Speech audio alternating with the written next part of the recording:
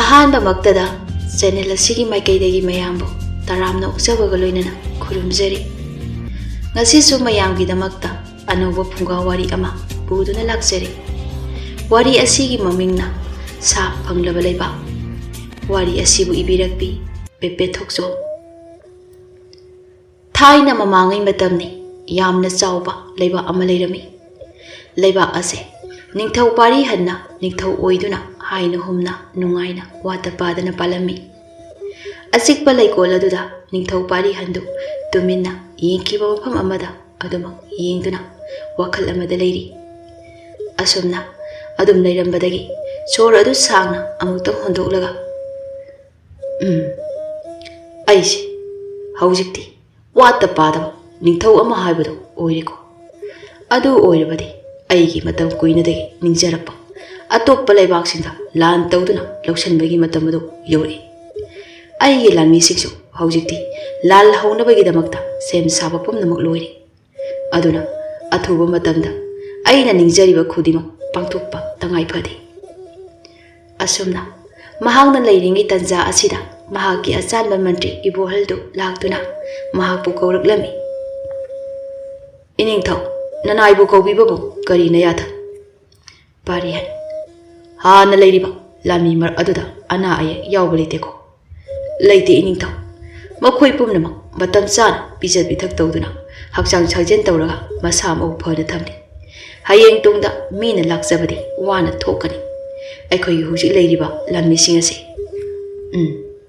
ꯃꯗꯨ ꯌꯥꯝꯅ ꯐꯩ꯫ ꯈꯖꯤꯛ ꯑꯁꯣꯏꯕ ꯑꯃ ꯂꯩꯈꯤꯕꯗ ꯃꯤꯅ ꯈꯨꯗꯣꯡꯆꯥꯕ ꯍꯦꯛꯇ ꯂꯧꯈꯤꯗꯣꯏꯅꯤ꯫ ꯑꯗꯨꯅ ꯌꯥꯔꯤꯕ ꯃꯈꯩ ꯑꯁꯣꯏꯕ ꯂꯩꯍꯜꯂꯣꯏꯗꯕꯅꯤ꯫ ꯑꯗꯨꯒ ꯑꯃꯅ ꯉꯁꯤ ꯍꯌꯦꯡ ꯑꯁꯤꯒꯤ ꯃꯅꯨꯡꯗ ꯑꯅꯧꯕ ꯂꯥꯟꯃꯤ ꯈꯔ ꯂꯧꯅꯅꯕꯒꯤꯗꯃꯛꯇ ꯂꯩꯕꯥꯛ ꯑꯁꯤꯒꯤ ꯅꯍꯥꯁꯤꯡꯗ ꯄꯥꯎ ꯊꯥꯈꯣ꯫ ꯆꯍꯤ 10ꯗꯒꯤꯅ 35 ꯐꯥꯎꯕꯒꯤ ꯃꯅꯨꯡꯗ ꯂꯩꯕ ꯅꯍꯥꯁꯤꯡ ꯑꯗꯨ ꯈꯛꯇ ꯂꯧ꯫ ꯃꯈꯣꯏꯁꯤꯡ ꯑꯗꯨꯗ ꯃꯥꯒꯤ ꯍꯩꯖꯕ ꯃꯍꯩ ꯃꯁꯤꯡꯁꯤꯡ ꯑꯗꯨ ꯅꯤꯡꯊꯤꯅ ꯍꯩꯔꯤꯕ꯭ꯔꯥ ꯍꯥꯏꯕꯗꯨ ꯀꯣꯅꯨꯡꯒꯤ ꯈꯨꯠꯁꯨ ꯈꯨꯠꯂꯥꯏꯒꯤ ꯑꯣꯖꯥꯁꯤꯡꯒ ꯅꯩꯅꯍꯜꯂꯨ꯫ ꯃꯈꯣꯏꯕꯨ ꯂꯥꯟꯃꯤ ꯑꯃ ꯑꯣꯏꯕꯗ ꯑꯋꯥꯠꯄ ꯑꯃꯠꯇ ꯂꯩꯇꯅꯕ ꯐꯖꯅ ꯁꯦꯝꯒꯠꯂꯨ꯫ ꯐꯒꯅꯤ ꯏꯅꯤꯡꯊꯧ꯫ ꯑꯁꯨꯝꯅ ꯃꯇꯝꯗꯤ ꯁꯨꯝ ꯆꯠꯈꯤ꯫ ꯅꯨꯃꯤꯗꯥꯡꯒꯤ ꯃꯇꯝꯅꯤ꯫ ꯅꯤꯡꯊꯧ ꯄꯥꯔꯤꯍꯟ ꯑꯃꯗꯤ ꯃꯍꯥꯛꯀꯤ ꯂꯣꯏꯅꯕꯤ ꯊꯥꯗꯣꯏ ꯃꯈꯣꯏ ꯑꯅꯤꯗꯨ ꯇꯨꯝꯅꯅꯕ ꯁꯦꯝ ꯁꯥꯔꯤ꯫ ꯅꯤꯡꯊꯧ ꯄꯥꯔꯤꯍꯟꯗꯨ ꯐꯃꯨꯡꯗ ꯃꯈꯣꯡꯗꯨ ꯁꯥꯡꯅ ꯇꯤꯡꯊꯣꯛꯂꯒ ꯍꯤꯞꯇꯨꯅ ꯍꯌꯦꯡꯗꯤ ꯊꯕꯛꯁꯦ ꯌꯥꯝꯅ ꯌꯥꯝꯈ꯭ꯔꯦ꯫ ꯉꯟꯅꯅꯦ ꯍꯧꯗꯣꯔꯛꯎꯀꯣ꯫ ꯑꯍꯣꯏ ꯏꯅꯤꯡꯊꯧ꯫ ꯑꯅꯧꯕ ꯂꯥꯟꯃꯤ ꯈꯔ ꯂꯧꯒꯗꯕꯅꯤ ꯂꯩꯕꯥꯛ ꯑꯁꯤꯒꯤ ꯏꯟꯈꯠꯂꯛꯂꯤꯕ ꯅꯍꯥꯁꯤꯡꯗꯒꯤ꯫ ꯊꯥꯗꯣꯏ: ꯑꯗꯨꯗꯤ ꯌꯥꯝꯅ ꯐꯕ ꯊꯕꯛꯅꯤ꯫ ꯐꯔꯦ ꯇꯨꯝꯂꯁꯤ ꯏꯅꯤꯡꯊꯧ, ꯍꯌꯦꯡꯁꯨ ꯊꯕꯛ ꯌꯥꯝꯕꯅꯤꯅ꯫ ꯍꯣꯏ ꯍꯣꯏ꯫ ꯑꯁꯨꯝꯅ ꯅꯤꯡꯊꯧ ꯄꯥꯔꯤꯍꯟ ꯑꯃꯗꯤ ꯊꯥꯗꯣꯏ ꯃꯈꯣꯏ ꯑꯅꯤꯗꯨ ꯋꯥꯔꯤ ꯉꯥꯏꯍꯥꯛ ꯇꯧꯔꯝꯂꯒ ꯇꯨꯝꯊꯈꯤꯔꯝꯃꯤ꯫ ꯊꯥꯗꯣꯏꯗꯤ ꯌꯥꯝꯅ ꯅꯨꯡꯉꯥꯏꯅ ꯃꯁꯥ ꯑꯗꯨ ꯄꯣꯞ ꯇꯥꯕ ꯃꯈꯩ ꯇꯨꯝꯈ꯭ꯔꯦ꯫ ꯑꯗꯨꯕꯨ ꯅꯤꯡꯊꯧ ꯄꯥꯔꯤꯍꯟꯗꯤ ꯁꯣꯝꯗ ꯀꯝꯗꯧꯔꯤ? ꯃꯁꯥꯗꯣ ꯇꯨꯝꯂꯤꯕꯅꯤ ꯍꯥꯏꯗꯅ ꯇꯧꯔꯤꯕ ꯑꯗꯣ ꯃꯃꯥꯏ ꯃꯃꯤꯠ ꯄꯨꯝꯕ ꯍꯨꯃꯥꯡꯅ ꯑꯃꯨꯛ ꯇꯣꯏꯕ ꯂꯣꯏꯔꯤ꯫ ꯃꯁꯥꯗꯨꯁꯨ ꯀꯔꯤꯕꯨ ꯇꯧꯔꯕꯅꯣ ꯈꯪꯗꯦ ꯐꯦꯔꯦ ꯐꯦꯔꯦ ꯍꯦꯛ ꯍꯥꯏ꯫ ꯃꯈꯨꯠ ꯑꯗꯨꯁꯨ ꯈꯨꯇꯨꯝ ꯆꯦꯠꯅ ꯇꯥꯁꯤꯜꯂꯤ꯫ ꯑꯗꯨꯝꯅ ꯐꯅ ꯀꯨꯏꯅ ꯂꯩꯔꯕ ꯃꯇꯨꯡ ꯀꯟꯅ ꯂꯥꯎꯔꯒ ꯐꯠ ꯂꯥꯎꯅ ꯃꯃꯤꯠꯇꯨ ꯄꯥꯡꯊꯣꯛꯂꯛꯑꯒ ꯐꯠ ꯂꯥꯎꯅ ꯑꯃꯨꯛ ꯍꯧꯒꯠꯂꯛꯏ꯫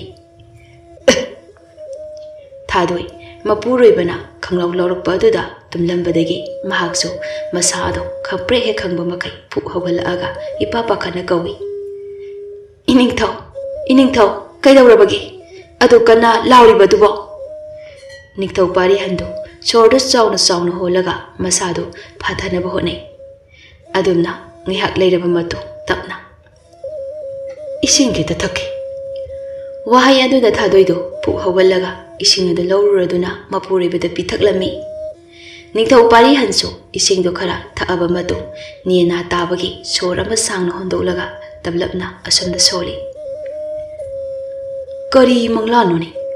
ꯑꯗꯨ ꯋꯥꯍꯟꯊꯣꯛ ꯂꯩꯕꯅꯤ꯫ ꯀꯔꯤꯅꯣ ꯃꯪꯂꯥꯟꯗꯨꯅ ꯍꯥꯏꯅꯤꯡꯂꯤꯕ? ꯃꯪꯂꯥꯟ ꯑꯗꯨ ꯑꯆꯝꯕ ꯅꯠꯇꯦ꯫ ꯅꯨꯡꯒꯤ ꯋꯥꯍꯟꯊꯣꯛ ꯌꯥꯝꯅ ꯂꯩ꯫ ꯃꯪꯂꯥꯟꯗꯨꯅ ꯍꯥꯏꯅꯤꯡꯂꯤꯕ ꯑꯗꯨ ꯀꯔꯤꯅꯣ ꯍꯥꯏꯕ ꯑꯩ ꯈꯪꯗꯣꯛꯇꯕ ꯌꯥꯗꯦ꯫ ꯊꯥꯗꯣꯏꯅ: ꯏꯅꯤꯡꯊꯧ ꯀꯔꯤ ꯃꯪꯂꯥꯟꯅꯣ? ꯑꯩꯕꯨ ꯋꯥꯈꯜ ꯑꯃꯠꯇ ꯇꯥꯗ꯭ꯔꯦ꯫ ꯄꯥꯔꯤꯍꯟꯅ: ꯑꯉꯛꯄ ꯃꯪꯂꯥꯟꯅꯤ ꯅꯨꯄꯤ꯫ ꯑꯃꯨꯛꯇ ꯃꯪꯗ ꯑꯩꯅ ꯃꯪꯈꯤꯁꯦ ꯌꯥꯝꯅ ꯑꯀꯤꯕ ꯐꯪꯕ ꯃꯪꯂꯥꯟ 3ꯅꯤ꯫ ꯊꯥꯗꯣꯏ ꯉꯪꯂꯞꯅ: ꯀꯔꯤ ꯍꯥꯏꯕ ꯃꯪꯂꯥꯟ 3? ꯄꯥꯔꯤꯍꯟ: Mani, amata nate, ahumni. Adubo, manglal ahumado, tongan labaso, mari amadi laini haina aina khali. Kari karama marino habadi khangde. Asi haiduna mahaki manglanda ukiba pumbado, thadoigi maphamda loina tamlami, thadoisho warido taraga masado, ngakpana pikthali. Ahing aduma makui anima, mikup amata tumthaba yada. Masa sing ado pakum phangdaba wahang kayana pikthana hangjaduna lenkirami. Mathangi numini ningthau pari hangi darbada martri phamnai bapumnamak suna tillare. Mayam adusu magi oiba wari kaya ama puthoknaduna sanari. Adubu ningthau pari handi wanglang amatta ngangkhidri. Tumina ungduna aduma yengkiba maikai amada yengduna lay. Mahaki matau ado mantri ibo hanna uraduna asumna hanglay. Iningthau kaidobu yaurabagi wakhal inu nungaitana ui. Nanai ekhoida tamthokpa yarabadi tamthokpiu. Iningthau na adumna wakhal wana laibado yengba nungaijade. Ningthau pari handu ngayakti kari sukhumlakti tumina lay. Layriba mayam adusu mahagna kari pakum pirakpa haiduna ngairaga layri. Adumna ngayak layrabu matu ningthau pari handu tamna wahaiba haurei. Ngarang ahing ase aigi manglanda aina amukta mangkhijiba yamna ngakpa manungi nungi oiba wahanto yamna leiba manglal ahumka thangna na mangi. Manglan sing ado achamba nate nungda wari amadi lay. Ibohal manglal haiba pari han yamna ngakpa akiba masaki manglani. Ningsinglubada khanjillubada isase yengo haujik phoba tuse khyau chunglibase aduga haujik aina khallibase adai kaisu nate manglal ahum adugi nungi wahado khangba asini munna taw karigumba nakhoi singi maraktagi aina haiga dawriba manglal ahum asigi nungi wahando handokpa ngamlabadi mana chawna pigani. Ahanba manglal asina yamna phibam kairaba lairabana pik sauna leiba amani. Leiba adugi mafam aduda leiriba yumthong khuding yamna phibam kai. Nungsit akanba khara khajik hekchilakpada hekta tugadawriba phibamni. Aduga amu leiba adugi manung asum jangsillaga atik akai amang atadana thallaba mawung chadraba konung amasu amu ure. Konung ado simadi phai haiduna lokhatpa yai haina hainingai leite. Misu amata leiba ude. Adubu konungi manungdagi yamna akiba miyoi kaya amana kappal laubagi khonjalde maikai khudi chinba thungna nili. Kanano aigi ahanba manglal asigi wahantho ase handokpa ngamgadaba. Mayamdo ningthau pari hanna hairagdiba wari ado taraga mamai sing ado haigatpa ngamda loina lukthanaki. Kananasu pakhum ado pirakpagi mami udi. Ningthau pari hansu mayamduna kari hairakpa haiduna ngayhak leiraba matu asumna nukningda nuklaga hairaklami. Kanasu pakhum piba ngamlaroi sinatra. Mayamdo handaksu kari mata kumlakti mamai sing ado loina ngangli. Ningthau pari handu makhoigi mato ado ngayhak yenglamlaga amu asumna makha tarai.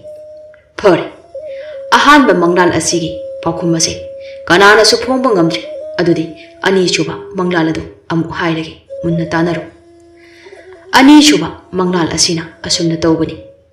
Paklaba isingi iyai amagi mathaktani achauba hijau amana lukkadabagi tharak yanduna leiribadu. Hijau aduda tongduna lakliba miyamsing aduso masasing ado hinghaurabadi haidana koichin chil aduga amukso madugi mathakta hijau aduna leiriba mafam adugi akoiba aduda nongi mapaina pumam sila ami. Akiba masak pangnaba jekla kwak makoisu hauna kwak haiduna maikai salai khangda pairaga khongi. Matau ado aduki matik akiba masakni. Hayo nakhoi singi marakta aigi ani suba manglal asigi pakhum kanana phongma ngamgani. Mayamdo mahangna liriba wari sing ado taraga masa sing ado akiba amamanga loinara ami. Pakhum ado phongba ngamba kana amatasu yaudri. Ningthau pari hansu makhoigi matau ado ngaihakti yenglaga tablapna haire. Nakhoi kanasu aigi ani suba manglal asida challiba pakhong ase phongba ngamba yaudre. Mantri amana yamna tapna ngakpigani iningthau aikhoi tasengna khangjadabani. ꯅꯤꯡꯊꯧ ꯄꯥꯔꯤꯍꯟꯗꯨ ꯃꯍꯥꯛꯀꯤ ꯂꯩꯔꯤꯕ ꯑꯗꯨꯛ ꯌꯥꯝꯕ ꯃꯤꯌꯥꯝꯁꯤꯡ ꯑꯗꯨꯅ ꯃꯍꯥꯛꯀꯤ ꯃꯪꯂꯥꯟꯗ ꯆꯜꯂꯤꯕ ꯄꯥꯎꯈꯨꯝ ꯑꯗꯨ ꯐꯣꯡꯕ ꯉꯝꯗꯕ ꯑꯗꯨꯗ ꯃꯁꯥꯗꯨ ꯁꯥꯎꯅꯤꯡꯕ ꯈꯔ ꯈꯖꯤꯛ ꯐꯥꯎꯏ꯫ ꯑꯗꯨꯕꯨ ꯇꯞꯅ ꯐꯥꯊꯔꯒ ꯐꯔꯦ, ꯑꯅꯤꯁꯨꯕ ꯃꯪꯂꯥꯟ ꯑꯁꯤꯒꯤ ꯄꯥꯎꯈꯨꯝ ꯑꯁꯤꯁꯨ ꯐꯣꯡꯕ ꯉꯝꯗ꯭ꯔꯕꯅꯤꯅ ꯑꯍꯨꯝꯁꯨꯕ ꯑꯁꯤ ꯑꯃꯨꯛ ꯍꯥꯏꯔꯛꯂꯒꯦ꯫ ꯃꯌꯥꯝ ꯑꯗꯣ ꯍꯟꯗꯛꯇꯤ ꯃꯁꯥꯁꯤꯡ ꯑꯗꯣ ꯀꯔꯤ ꯍꯥꯏꯔꯛꯄ ꯑꯃꯗꯤ ꯄꯥꯎꯈꯨꯝ ꯑꯗꯣ ꯄꯤꯕ ꯉꯝꯒꯗ꯭ꯔꯥ ꯀꯔꯤ ꯀꯝꯗꯧꯕ ꯈꯟꯕꯗ ꯋꯥꯈꯜꯁꯤꯡ ꯑꯗꯣ ꯌꯥꯝꯅ ꯋꯥꯅꯔꯝꯃꯤ꯫ ꯃꯁꯥꯁꯤꯡ ꯑꯗꯣ ꯃꯤꯄꯥꯏꯅꯕꯅ ꯄꯤꯛ ꯊꯜꯂꯝꯃꯤ꯫ ꯅꯤꯡꯊꯧ ꯄꯥꯔꯤꯍꯟꯁꯨ ꯃꯍꯥꯛꯀꯤ ꯋꯥ ꯑꯗꯣ ꯃꯈꯥ ꯇꯥꯅ ꯍꯥꯏꯔꯛꯂꯝꯃꯤ꯫ ꯑꯍꯨꯝꯁꯨꯕ ꯃꯪꯂꯥꯟ ꯑꯁꯤꯅ ꯑꯁꯨꯝꯅ ꯇꯧꯕꯅꯤ꯫ ꯌꯥꯝꯅ ꯆꯥꯎꯕ ꯑꯃꯝꯕ ꯁꯨꯔꯨꯡ ꯑꯃꯒꯤ ꯃꯅꯨꯡꯗ ꯑꯩꯒꯤ ꯏꯈꯨꯠ ꯏꯈꯣꯡ ꯄꯨꯝꯕ ꯌꯣꯠꯂꯤꯡꯅ ꯊꯥꯡꯗꯨꯅ ꯄꯨꯟꯁꯤꯜꯂꯒ ꯏꯁꯥ ꯄꯨꯝꯕ ꯂꯦꯡꯕ ꯉꯝꯗ ꯂꯩꯔꯝꯃꯤ꯫ ꯐꯅ ꯑꯩꯅ ꯂꯦꯡꯅꯕ ꯍꯣꯠꯅꯔꯕꯁꯨ ꯑꯩ ꯉꯝꯂꯝꯗꯦ꯫ ꯑꯃꯨꯛꯁꯨ ꯑꯩꯕꯨ ꯄꯨꯟꯗꯨꯅ ꯊꯝꯂꯤꯕ ꯃꯐꯝ ꯑꯗꯨꯒꯤ ꯑꯀꯣꯏꯕ ꯑꯗꯨꯗ ꯃꯤꯑꯣꯏ ꯀꯌꯥꯒꯤ ꯑꯇꯦꯛꯄ ꯁꯔꯨ ꯁꯌꯥꯡ ꯀꯌꯥ ꯑꯃꯁꯨ ꯇꯥꯗꯨꯅ ꯂꯩ꯫ ꯍꯥꯏꯌꯨ, ꯅꯈꯣꯏꯒꯤ ꯃꯔꯛꯇꯒꯤ ꯀꯅꯥꯅꯣ ꯑꯩꯒꯤ ꯑꯍꯨꯝꯁꯨꯕ ꯃꯪꯂꯥꯟꯒꯤ ꯄꯥꯎꯈꯨꯝ ꯑꯁꯤ ꯄꯤꯕ ꯉꯝꯒꯗꯕ? ꯃꯌꯥꯝ ꯑꯗꯣ ꯍꯟꯗꯛꯇꯤ ꯄꯨꯂꯞꯅ ꯑꯃꯠꯇ ꯑꯣꯏꯕ ꯈꯣꯟꯖꯦꯜꯗ ꯑꯁꯨꯝꯅ ꯍꯥꯏꯔꯛꯏ꯫ ꯉꯥꯛꯄꯤꯒꯅꯤ ꯏꯅꯤꯡꯊꯧ, ꯅꯅꯥꯏ ꯑꯩꯈꯣꯏ ꯀꯅꯥ ꯑꯃꯠꯇꯅ ꯏꯅꯤꯡꯊꯧꯒꯤ ꯃꯪꯂꯥꯟꯗ ꯆꯜꯂꯤꯕ ꯄꯥꯎꯈꯨꯝ ꯑꯗꯨ ꯐꯣꯡꯕ ꯉꯝꯗ꯭ꯔꯤ꯫ ꯋꯥꯍꯩꯁꯤꯡ ꯑꯗꯨꯗ ꯅꯤꯡꯊꯧ ꯄꯥꯔꯤꯍꯟꯗꯨ ꯐꯝꯂꯝꯕꯗꯒꯤ ꯁꯥꯎꯅ ꯄꯨꯛ ꯂꯥꯎꯅ ꯍꯧꯒꯠꯂꯒ, ꯌꯥ, ꯑꯁꯨꯛ ꯌꯥꯝꯕ ꯅꯈꯣꯏ ꯀꯅꯥ ꯑꯃꯠꯇꯅ ꯑꯩꯒꯤ ꯃꯪꯂꯥꯟꯗ ꯆꯜꯂꯤꯕ ꯄꯥꯎꯈꯨꯝ ꯑꯁꯤ ꯐꯣꯡꯕ ꯉꯝꯗ꯭ꯔꯕ, ꯑꯩꯒꯤ ꯃꯪꯂꯥꯟ ꯑꯍꯨꯝ ꯑꯗꯨꯒꯤ ꯋꯥꯍꯟꯊꯣꯛ ꯍꯟꯗꯣꯛꯄ ꯉꯝꯗ꯭ꯔꯕ, ꯅꯈꯣꯏ ꯑꯩꯅ ꯀꯣꯅꯨꯡ ꯑꯁꯤꯗ ꯊꯝꯂꯨꯕꯒꯤ ꯀꯥꯟꯅꯕꯁꯦ ꯀꯔꯤꯅꯣ? ꯃꯌꯥꯝ ꯑꯗꯨ ꯋꯥꯍꯩ ꯑꯃꯠꯇ ꯈꯨꯝꯕ ꯉꯝꯗ ꯇꯨꯃꯤꯟ ꯂꯩꯅꯩ꯫ ꯅꯤꯡꯊꯧ ꯄꯥꯔꯤꯍꯟꯗꯤ ꯃꯁꯥꯗꯨ ꯌꯥꯝꯅ ꯁꯥꯎꯅ ꯑꯗꯨꯃꯛ ꯑꯁꯨꯝꯅ ꯃꯈꯥ ꯇꯥꯔꯛꯏ꯫ ꯍꯥꯏ, ꯈꯨꯝꯃꯨꯅꯦ ꯅꯆꯤꯟꯁꯤꯡ ꯑꯗꯨ, ꯃꯟꯇ꯭ꯔꯤ ꯁꯥꯐꯕ ꯅꯪꯁꯨ ꯋꯥ ꯉꯥꯡꯕꯗꯤ ꯌꯥꯝꯅ ꯍꯩꯕꯗꯥꯏ, ꯍꯧꯖꯤꯛꯅ ꯀꯔꯤꯒꯤ ꯇꯨꯃꯤꯟꯅ ꯂꯩꯁꯤꯜꯂꯤ? ꯍꯥꯏꯌꯨ, ꯃꯪꯂꯥꯟ ꯑꯍꯨꯝ ꯑꯗꯨꯒꯤ ꯄꯥꯎꯈꯨꯝ ꯑꯁꯤ ꯐꯥꯎꯕ ꯐꯣꯡꯕ ꯉꯝꯗꯕ ꯅꯈꯣꯏꯅ ꯀꯔꯝꯅ ꯑꯩꯒꯤ ꯂꯩꯕꯥꯛ ꯑꯁꯤ ꯉꯥꯛꯄꯗ ꯀꯔꯝꯅ ꯅꯁꯥꯅ ꯄꯥꯏꯔꯤꯕ ꯐꯝꯁꯤꯡ ꯑꯗꯨꯒꯤ ꯃꯒꯨꯟ ꯉꯥꯛꯄ ꯉꯝꯒꯗꯧꯔꯤ? ꯍꯥꯏꯌꯨꯅꯦ꯫ ꯍꯟꯗꯛꯇꯤ ꯃꯟꯇ꯭ꯔꯤ ꯏꯕꯣꯍꯟꯅ ꯌꯥꯝꯅ ꯇꯞꯅ, ꯏꯅꯤꯡꯊꯧ, ꯅꯅꯥꯏ ꯋꯥꯐꯝ ꯑꯃꯠꯇ ꯍꯪꯒꯠꯆꯒꯦ ꯍꯥꯏꯕꯕꯨ? ꯍꯥꯏꯌꯨ, ꯀꯔꯤ ꯋꯥꯐꯝꯅꯣ? ꯅꯅꯥꯏ ꯑꯩꯅ ꯁꯨꯝ ꯈꯟꯖꯕꯗ ꯏꯄꯨ ꯁꯅꯥꯇꯣꯝꯕ ꯑꯃꯗꯤ ꯀꯣꯅꯨꯡ ꯑꯁꯤꯒꯤ ꯑꯃꯥꯏꯕ ꯃꯀꯣꯛ ꯑꯣꯏꯗꯨꯅ ꯂꯩꯔꯤꯕ ꯃꯍꯩꯗ ꯃꯁꯤꯟꯗ ꯃꯒꯨꯟꯗ ꯍꯩꯁꯤꯡꯕꯗ ꯂꯩꯕꯥꯛ ꯑꯁꯤꯒꯤ ꯂꯝꯕꯥ ꯂꯩꯇ꯭ꯔꯕ ꯃꯈꯣꯏ ꯑꯅꯤꯕꯨ ꯀꯧꯗꯨꯅ ꯑꯃꯨꯛꯇꯪꯗꯤ ꯌꯦꯡꯍꯟꯁꯤ ꯍꯥꯏꯕꯕꯨ? ꯅꯤꯡꯊꯧ ꯄꯥꯔꯤꯍꯟꯗꯨ ꯍꯥꯏꯔꯛꯂꯤꯕ ꯋꯥꯐꯝ ꯑꯗꯨ ꯇꯥꯕꯗ ꯉꯥꯏꯍꯥꯛꯇꯤ ꯃꯨꯟꯅ ꯋꯥꯈꯜ ꯇꯧꯔꯒ, ꯀꯅꯥ ꯂꯩ? ꯍꯧꯖꯤꯛꯃꯛ ꯏꯄꯨ ꯁꯅꯥꯇꯣꯝꯕ ꯑꯃꯗꯤ ꯑꯃꯥꯏꯕ ꯇꯣꯃꯥꯂꯣꯏꯗꯣ ꯃꯈꯣꯏ ꯑꯅꯤꯕꯨ ꯀꯣꯅꯨꯡꯗ ꯂꯥꯛꯇꯕ ꯌꯥꯗꯦ ꯍꯥꯏꯔꯁꯨ? ꯑꯁꯨꯝꯅ ꯃꯤꯀꯨꯞ ꯈꯔꯒꯤ ꯃꯇꯨꯡꯅꯤ ꯁꯒꯣꯜ ꯂꯥꯟꯃꯤ ꯑꯅꯤ ꯊꯥꯗꯨꯅ ꯌꯥꯡꯅ ꯆꯠꯇꯨꯅ ꯏꯄꯨ ꯁꯅꯥꯇꯣꯝꯕ ꯑꯃꯗꯤ ꯑꯃꯥꯏꯕ ꯇꯣꯃꯥꯂꯣꯏꯕꯨ ꯃꯈꯣꯏ ꯑꯅꯤꯕꯨ ꯀꯧꯔꯨꯔꯦ꯫ ꯑꯃꯥꯏꯕ ꯇꯣꯃꯥꯂꯣꯏꯅ ꯅꯤꯡꯊꯧ ꯄꯥꯔꯤꯍꯟꯗ ꯌꯦꯡꯗꯨꯅ, ꯏꯅꯤꯡꯊꯧ, ꯅꯅꯥꯏ ꯑꯩꯕꯨ ꯀꯧꯕꯤꯕꯕꯨ ꯀꯔꯤꯅ ꯌꯥꯊꯪ?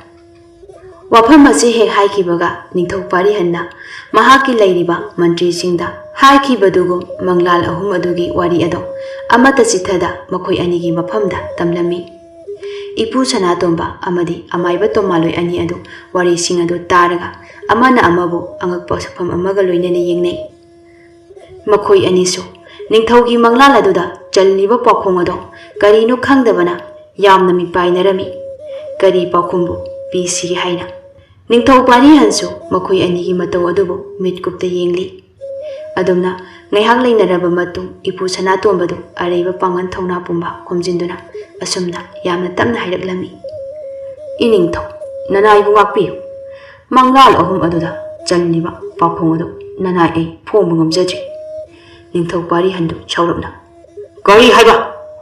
ꯑꯁꯤ ꯍꯥꯏꯗꯨꯅ ꯑꯃꯨꯛ ꯑꯃꯥꯏꯕ ꯇꯣꯃꯥꯂꯣꯏꯗ ꯌꯦꯡꯂꯛꯏ꯫ ꯑꯃꯥꯏꯕ ꯇꯣꯃꯥꯂꯣꯏꯁꯨ ꯃꯍꯥꯛꯀꯤ ꯃꯤꯠꯌꯦꯡ ꯑꯗꯨ ꯈꯪꯕꯅ ꯏꯄꯨ ꯁꯅꯥꯇꯣꯝꯕꯒ ꯆꯞ ꯃꯥꯟꯅꯅ ꯑꯁꯨꯝꯅ ꯈꯨꯝꯂꯛꯏ꯫ ꯉꯥꯛꯄꯤꯒꯅꯤ ꯏꯅꯤꯡꯊꯧ, ꯅꯅꯥꯏ ꯑꯩꯁꯨ ꯃꯪꯂꯥꯟ ꯑꯗꯨꯒꯤ ꯋꯥꯍꯟꯊꯣꯛ ꯑꯗꯨ ꯍꯟꯗꯣꯛꯄ ꯉꯝꯖꯗ꯭ꯔꯤ꯫ ꯅꯤꯡꯊꯧ ꯄꯥꯔꯤꯍꯟꯗꯤ ꯃꯁꯥꯗꯨ ꯁꯥꯎꯕꯅ ꯃꯩ ꯍꯧꯔꯤ꯫ ꯃꯍꯥꯛꯀꯤ ꯂꯩꯔꯤꯕ ꯃꯤꯑꯣꯏ ꯀꯅꯥ ꯑꯃꯠꯇꯅ ꯃꯪꯂꯥꯟ ꯑꯗꯨꯒꯤ ꯅꯨꯡꯒꯤ ꯑꯣꯏꯕ ꯋꯥꯍꯟꯊꯣꯛ ꯑꯃꯠꯇ ꯈꯪꯕ ꯉꯝꯗꯕ ꯑꯗꯨꯗ ꯈꯪꯅꯤꯡꯕꯅ ꯂꯥꯡꯇꯛꯅꯔꯕ ꯈꯣꯏꯁꯥꯎꯅꯔꯕ ꯃꯁꯥ ꯑꯗꯨꯅ ꯁꯥꯎꯅ ꯈꯣꯟꯖꯦꯜ ꯑꯗꯨ ꯍꯧꯔꯞꯅ ꯂꯩꯔꯤꯕ ꯄꯨꯝꯕꯗꯨ ꯇꯥꯅꯅꯕ ꯃꯑꯣꯡꯗ ꯑꯁꯨꯝꯅ ꯍꯥꯏꯔꯛꯏ꯫ ꯍꯧꯖꯤꯛꯃꯛ ꯂꯩꯕꯥꯛ ꯄꯨꯝꯕ ꯁꯤꯟꯕ ꯊꯨꯡꯅ ꯑꯩꯒꯤ ꯃꯪꯂꯥꯟ ꯑꯁꯤꯒꯤ ꯋꯥꯍꯟꯊꯣꯛ ꯍꯟꯗꯣꯛꯄ ꯉꯝꯕ ꯃꯤꯑꯣꯏ ꯑꯗꯨꯗ ꯑꯩꯅ sana lupa kaya ama piduna konung asida asoba pham amasu piduna ikai khumnana utkani haidana sagol pawmi kaya ama thaduna lauthohal asomna matamde sum hauki nimit kharani haujinkre ningthau pari hange leibaktani apikpa khungang macha amada yaikhomba adu lampakta leiriba mahaki sal arangbi ado anoba sajik hano kanna bijari tanja asida senudu prap prap chakchilaga wakhwanga du mietuna sauna asomna hairi ta yaikhomba nangse nasa pakhang ni kaido kawra baba yaikhomba du noklaga kaidore ayuk sida isauna hana mang thara isina senuna tha da di kaino ta yaikhomba na khali se kaino ba yunga mata pala roi khali ra ba nangine sansiga na yumda leiriba nangine na sanasu o yen nganu singdo dugane adom na punsi ado leiba yara doiraba khunsida leisabi masak thiba matta su leiba nate loina phaje aingon dagi hauraga mayam sidagi ta yaikhomba na ama thoklauna ne luhong thoga nungai na leiba yabado sensu tanba yaba mayam tale nangi selduna hayeng ne narag yengda abakanda seba tawdoiraba yaikhomba angang ne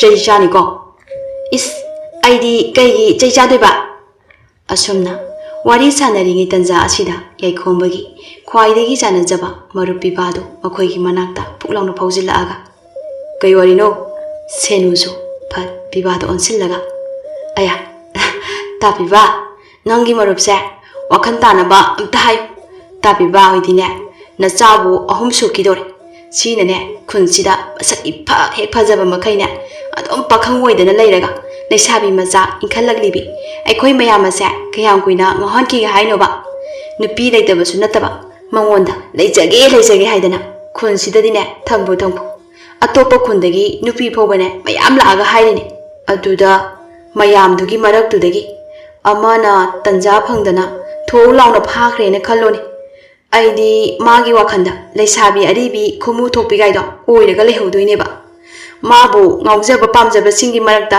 aisu amani haibase ma masasu khanglineba aduna tabiba ibani chenanaba amta sinbiyoba bibadu mamit manadu chapfumu lauthoga imai pema sidi hekta haine tanja asida tunglomdagi senubu mamana khonjel hauna kaurukliba du tarami hai chum asi bi manbi nang aduda kai dawri ha aina nane hoidagi sangom lawu so haiduna thakhraga aduda nang kai dawri ge haibani ne ikai khangdabi launi nangbo nupa na pambi dabi wai sing adu taraga senudu sauna yaikhomba de yengdaga khudombi du singlaga ase tarabra ta yaikhomba nangna hayenbane base wai adu hairamlaga phet haidonglaga sakki yaikhomba tingak yengduna lehawi pibana noklaga ito ibo nang sune wakhan kharadi taroi nupi macha sina ikai iki pumba thadoga mathamoi sengna haijariba sida kaigino nangna amuk yadisina yaikhomba as nang sune amu hawra abra amase chatkhre khara phare kaine khallagane kandi nangna yusida laise sina kai legeba bibana watta side yamna la haning dabai wara yaikhomba natte chum hangmani nangsu ado nangbu pawm tabro yaikhomba kai pawm bibana ngasidi haisu haibani senuna nangdine nangi nasanasu mayamase hotnaringaida atopada haidokpa sangde haidune ho haigese taw asi haiduna ningthokpari hangi manglangi maramda leiba aduda lauthokiba wari adu amata sithada yaikhomba gi mafamda liraklami yaikhomba su bibana liriba wari sing adu yamna munna tarami maha wari sing adu taraga masa adu asum kaino haifam tawfum khangdana karino ama tawsila ami yaikhomba yamna tapna kaino aina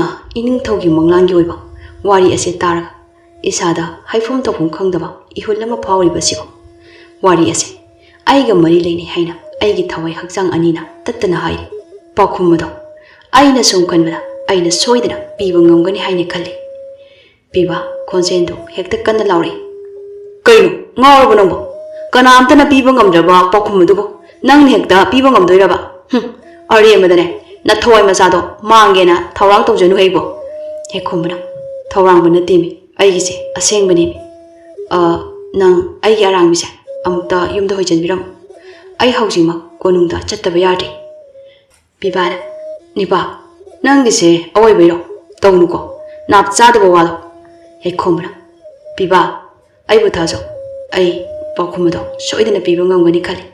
I halaked before body, I yumdo, none carrying sin biramo. As he hidden a yakombado, Pibana, Kambayada, Konungtam Zetki.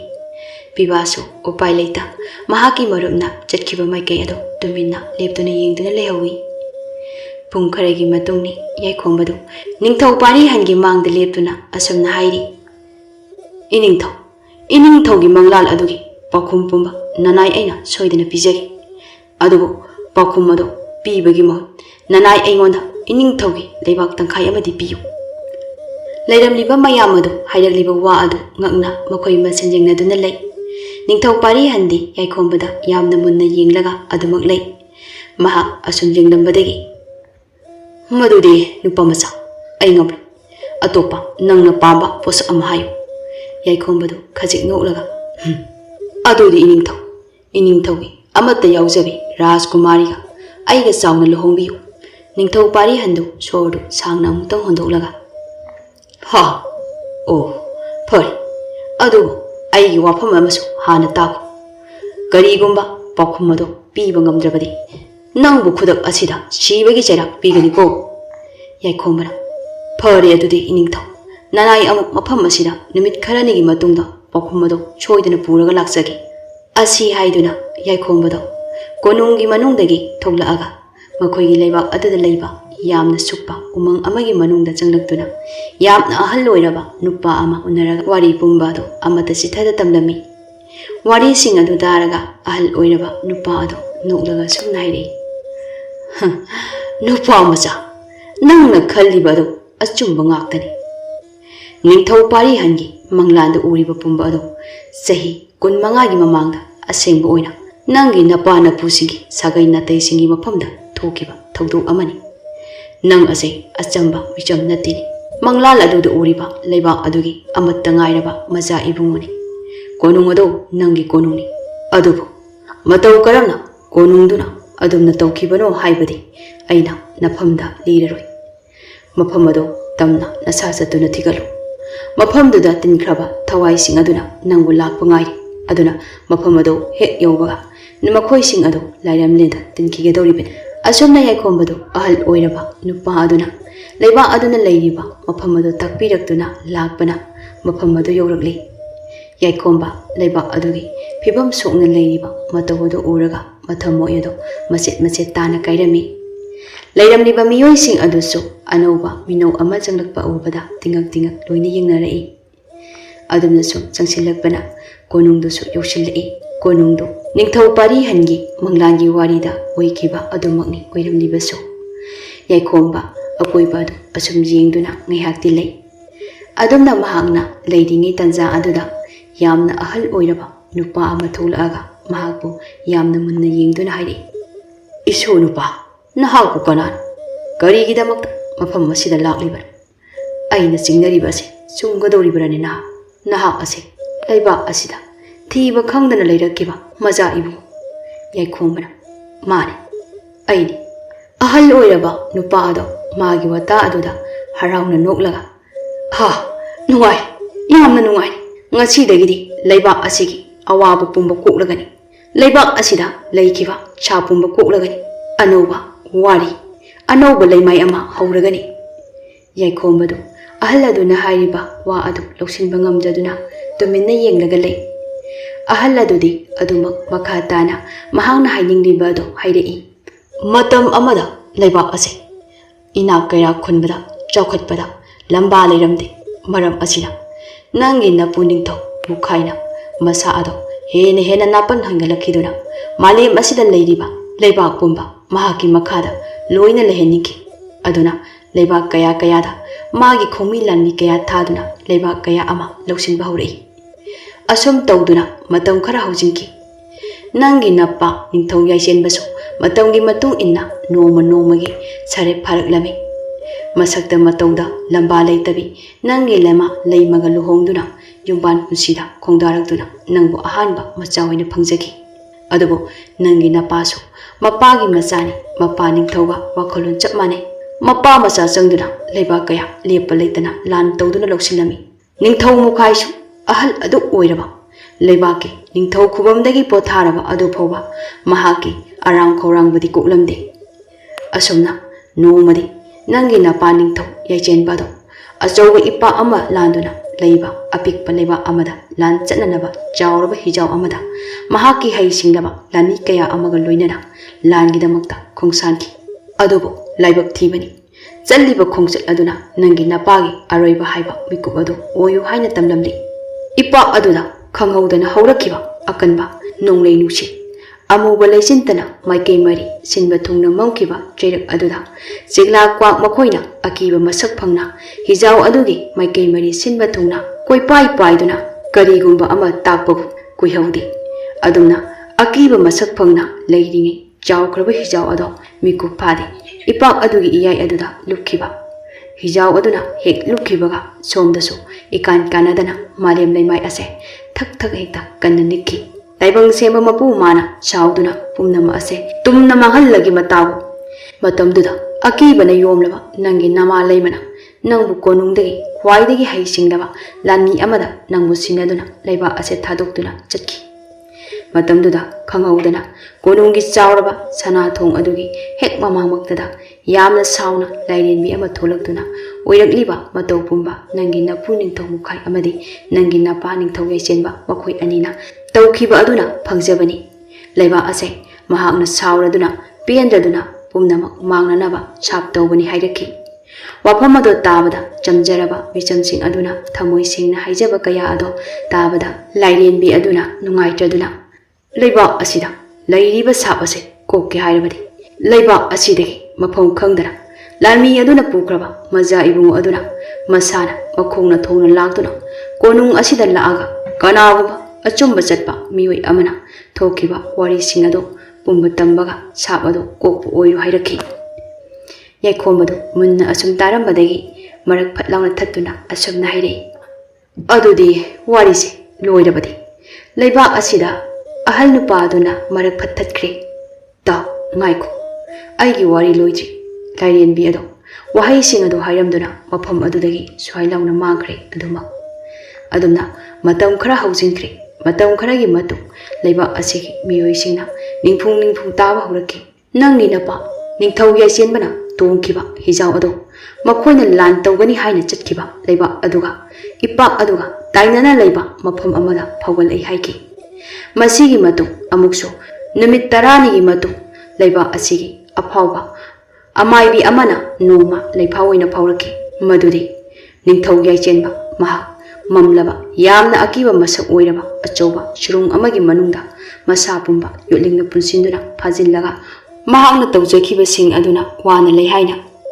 wari ase sida loirabani nupa masa haujikti wari ase loirabanina leiba asigi awaba koklagani yaikhomana wari sibudi loikri adubu ahan aina haujik phoba wakhan taba ngamdaba amadi lei ahandu yaikhombagi wadu yamna munna yinglei karino haibagumna yaikhomana atainate aina leiba asida lakliba ase asi haiduna mahakni lakliba adugi maram pumba ado amata sithada tamlami wari sing adu taraga ahal nupa adu nupe tawna nupa macha manglal aduda haibadu atai karisu nate nithau pari handugi wakhalda nangi napu amadi napana khankiba wakhalot aduga chap manana khanbana mahaki mafamdasu manglal aduna khudam oina khalliba wakhal ado thadoknaba manglal oina takpani asumna yaikhomana ahal nupa aduga haukraba wari kaya ama puthokduna sanaraba matu amuk hanna ningthau pari hangi konung tamna laami mahak lakpa ubada mayamdu mahai changchinnaduna loina yengnara ami achauba kumai ama pangthokpasi mangairi ningthau pari hanna mahak lakpa ubada nang laabra hoi iningthauki pakhumado pijaragi asi haiduna wari sing ado loina liraklami wari sing ado taraba matu ningthau pari hanna asumna wari sing ase nangdi karamna khangliba yaikhomadu nukphet tawna iningthau wari aduda lalmi amana lona puduna leiba adudagi kalhauba maja ibungodo atai kanasu nati ai iningthaugi mangda lepliba yaikhomba ihangni ꯏꯅꯤꯡꯊꯧꯒꯤ ꯃꯪꯂꯥꯟ ꯑꯗꯨꯒꯤ ꯋꯥꯔꯤ ꯑꯗꯨ ꯇꯥꯕꯗ ꯑꯩꯒꯤ ꯏꯁꯥꯗ ꯀꯔꯤꯒꯨꯝꯕ ꯑꯃ ꯇꯠꯇꯅ ꯐꯥꯎꯈꯤ꯫ ꯋꯥꯔꯤ ꯑꯗꯨ ꯑꯩꯒ ꯀꯔꯤꯒꯨꯝꯕ ꯃꯔꯤ ꯑꯃ ꯂꯩꯅꯩ ꯍꯥꯏꯅ ꯋꯥꯔꯤ ꯑꯗꯨꯒꯤ ꯃꯔꯤ ꯃꯈꯣꯡꯁꯤꯡ ꯑꯗꯨ ꯑꯩꯒꯤ ꯏꯁꯥꯗ ꯌꯥꯝꯅ ꯇꯥꯅꯤꯡꯕ ꯄꯣꯛꯈꯤ꯫ ꯃꯔꯝ ꯑꯗꯨꯅ ꯑꯩꯅ ꯀꯣꯅꯨꯡ ꯑꯁꯤꯗ ꯂꯥꯛꯇꯨꯅ ꯄꯥꯎꯈꯨꯝ ꯑꯗꯨ ꯄꯤꯖꯒꯦ ꯍꯥꯏꯈꯤꯕꯅꯤ꯫ ꯋꯥꯔꯤꯁꯤꯡ ꯑꯁꯤ ꯇꯥꯔꯕ ꯃꯇꯨꯡ ꯅꯤꯡꯊꯧ ꯄꯥꯔꯤꯍꯟ ꯃꯁꯥꯗ ꯂꯩꯔꯝꯕ ꯀꯔꯥꯝ ꯆꯥꯎꯕ ꯄꯦꯟꯕ ꯅꯥꯏꯗꯕꯒꯤ ꯏꯍꯨꯜ ꯄꯨꯝꯕ ꯑꯗꯣ ꯂꯣꯏꯅ ꯃꯥꯡꯈ꯭ꯔꯦ꯫ ꯃꯁꯥꯗ ꯅꯥꯄꯜ ꯍꯥꯏꯕꯗꯣ ꯃꯆꯦꯠ ꯑꯃꯠꯇ ꯌꯥꯎꯗ ꯌꯥꯏꯈꯣꯝꯕꯒꯤ ꯃꯐꯝꯗ ꯑꯁꯨꯝꯅ ꯍꯥꯏꯔꯛꯏ꯫ ꯍꯧꯖꯤꯛꯇꯤ ꯑꯩꯒꯤ ꯃꯪꯂꯥꯟꯒꯤ ꯄꯥꯎꯈꯨꯝ ꯄꯨꯝꯕ ꯂꯣꯏꯅ ꯐꯪꯂꯕꯅꯤꯅ ꯍꯥꯏꯅꯈꯤꯕꯒꯤ ꯃꯇꯨꯡ ꯏꯟꯅ ꯍꯌꯦꯡꯃꯛ ꯑꯩꯅ ꯅꯪꯕꯨ ꯑꯩꯒꯤ ꯑꯃꯠꯇ ꯌꯥꯎꯖꯕꯤ ꯏꯆꯥꯅꯨꯄꯤ ꯃꯖꯥ ꯏꯕꯦꯝꯃ ꯊꯔꯣꯒ ꯆꯥꯎꯅ ꯂꯨꯍꯣꯡꯂꯒꯅꯤ꯫ ꯑꯁꯨꯝꯅ ꯃꯇꯝꯗꯤ ꯁꯨꯝ ꯍꯧꯈꯤ꯫ ꯌꯥꯏꯈꯣꯝꯕ ꯑꯃꯗꯤ ꯊꯔꯣ ꯃꯈꯣꯏ ꯑꯅꯤꯁꯨ ꯆꯥꯎꯅ ꯂꯨꯍꯣꯡꯗꯨꯅ ꯌꯥꯏꯈꯣꯝꯕ ꯍꯣꯏꯒꯤ ꯈꯨꯟꯗ ꯍꯜꯂꯛꯑꯝꯃꯤ꯫ ꯁꯦꯅꯨ ꯃꯍꯥꯛꯅ ꯍꯜꯂꯛꯄꯗꯨ ꯎꯔꯒ ꯌꯥꯏꯈꯣꯝꯕꯒꯤ ꯃꯥꯡꯗꯗꯤ ꯂꯦꯞꯆꯕ ꯉꯝꯖꯗ ꯍꯤꯛ ꯍꯤꯛ ꯂꯥꯎꯕ ꯃꯈꯩ ꯀꯞꯇꯨꯅ ꯑꯆꯧꯕ ꯎꯖꯥꯎ ꯑꯃꯒꯤ ꯃꯔꯨꯝꯗ ꯀꯞꯂꯝꯃꯤ꯫ ꯃꯇꯧ ꯑꯗꯣ ꯌꯥꯏꯈꯣꯝꯕꯅ ꯎꯔꯗꯨꯅ ꯊꯔꯣꯗ ꯍꯥꯏꯔꯗꯨꯅ ꯁꯦꯅꯨꯒꯤ ꯃꯅꯥꯛꯇ ꯆꯪꯁꯤꯜꯂꯛꯇꯨꯅ, ꯁꯦꯅꯨ, ꯀꯩꯒꯤꯅꯣ ꯅꯪꯅ ꯀꯞꯄꯤꯁꯦ? ꯑꯩꯅ ꯂꯨꯍꯣꯡꯂꯒ ꯅꯪꯅ ꯑꯗꯨꯃꯥꯏꯅ ꯀꯞꯄꯤ ꯀꯩꯒꯤꯅꯣ? ꯑꯩꯗꯤ ꯅꯪꯕꯨ ꯏꯆꯜ ꯑꯃꯗꯒꯤ ꯍꯦꯟꯅ ꯑꯍꯦꯟꯕ ꯋꯥꯈꯜ ꯑꯃꯠꯇ ꯈꯟꯈꯤꯕ ꯂꯩꯇꯦ꯫ ꯂꯥꯛꯑꯣ, ꯀꯞꯄꯒꯤ ꯃꯍꯨꯠꯇ ꯊꯣꯛꯂꯛꯑꯣꯁꯦ ꯁꯤꯗꯅꯦ꯫ ꯑꯗꯨꯃꯥꯏꯅ ꯀꯞꯀꯅꯨ, ꯑꯩ ꯌꯦꯡꯕ ꯅꯨꯡꯉꯥꯏꯇꯦ꯫ ꯅꯪꯗꯤ ꯏꯉꯥꯎꯗ ꯉꯥꯎꯖꯔꯒ ꯂꯩꯕꯗꯨꯅ ꯍꯦꯟꯅ ꯌꯦꯡꯕ ꯅꯨꯡꯉꯥꯏ꯫ ꯁꯦꯅꯨꯗꯨ, ꯇꯥ ꯌꯥꯏꯈꯣꯝꯕ, ꯑꯩꯗꯤ ꯇꯥ ꯌꯥꯏꯈꯣꯝꯕꯕꯨ ꯏꯕꯨꯡ ꯑꯃꯅꯤ ꯍꯥꯏꯅ ꯈꯟꯈꯤꯕ ꯂꯩꯇꯦ꯫ ꯑꯩꯗꯤ ꯇꯥ ꯌꯥꯏꯈꯣꯝꯕꯕꯨ ꯊꯃꯣꯏ ꯁꯦꯡꯅ ꯅꯨꯡꯁꯤꯈꯤꯕꯅꯤ꯫ ꯑꯗꯨꯕꯨ ꯑꯩꯁꯨ ꯉꯁꯤꯗꯒꯤ ꯇꯥ ꯌꯥꯏꯈꯣꯝꯕꯕꯨ ꯑꯩꯒꯤ ꯍꯦꯛ ꯄꯣꯛꯃꯤꯟꯅꯕ ꯏꯕꯨꯡꯅꯤ ꯍꯥꯏꯅ ꯈꯜꯂꯒ ꯅꯆꯟꯕꯨ ꯑꯄꯪꯕꯤꯅꯤ ꯈꯟꯗꯨꯅ ꯅꯆꯟꯅ ꯏꯕꯨꯡꯅ ꯇꯧꯈꯤꯕ ꯄꯨꯡꯗꯣ ꯑꯃꯨꯛꯇ ꯉꯥꯛꯄꯤꯌꯨ꯫ ꯑꯉꯥꯎꯕꯤꯁꯤꯗꯤ, ꯂꯥꯛꯑꯣ, ꯅꯅꯝꯃꯁꯦ ꯃꯇꯣꯝꯇ ꯅꯨꯡꯉꯥꯏꯔꯝꯃꯔꯣꯏ, ꯅꯪꯒꯅꯦ ꯈꯔ ꯂꯩꯃꯤꯟꯅꯔꯨ ꯂꯥꯛꯑꯣ꯫ ꯑꯁꯨꯝꯅ ꯃꯇꯝꯗꯤ ꯁꯨꯝ ꯍꯧꯖꯤꯟꯈꯤ꯫ ꯍꯧꯖꯤꯛꯇꯤ ꯌꯥꯏꯈꯣꯝꯕ ꯑꯃꯗꯤ ꯊꯔꯣꯁꯨ ꯌꯥꯝꯅ ꯅꯨꯡꯉꯥꯏꯅ ꯄꯥꯟꯈꯤ꯫ ꯁꯦꯅꯨꯁꯨ ꯊꯪꯅꯕ ꯈꯨꯜ ꯑꯃꯗꯒꯤ ꯌꯥꯝꯅ ꯅꯨꯡꯉꯥꯏ ꯌꯥꯏꯐꯕ ꯏꯃꯨꯡ ꯑꯃꯗ ꯃꯄꯥꯅ ꯊꯥꯖꯗꯨꯅ ꯌꯥꯝꯅ ꯅꯨꯡꯉꯥꯏꯅ ꯂꯩꯈꯤ꯫